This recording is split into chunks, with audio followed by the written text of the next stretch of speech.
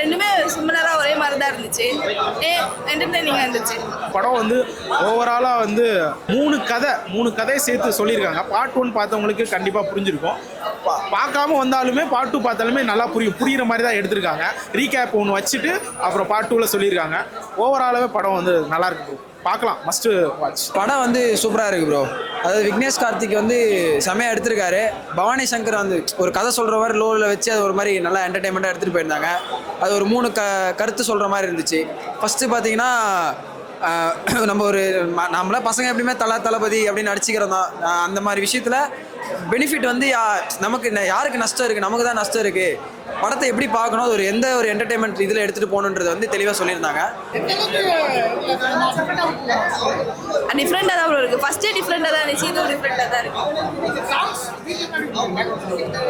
நல்லா தான் இருக்குது. சேம் பிஜிஎம் தான், ஃபஸ்ட்டு மூவில இருந்து அதே பிஜிஎம் தான், எல்லாமே அதே தான். பட் கதை மட்டும் டிஃப்ரென்ஸு, பட் சேம் என்டர்டைனிங்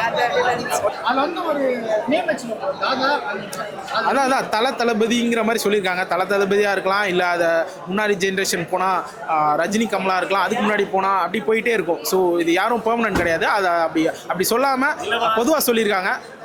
ஒரு இன்ஃப்ளூயன்ஸ் ஆகாதீங்க, அவங்கள ரசிங்க, அவங்களுக்கு வெறியனா வந்து இது ஆகாதேன்னு சொல்லியிருக்காங்க.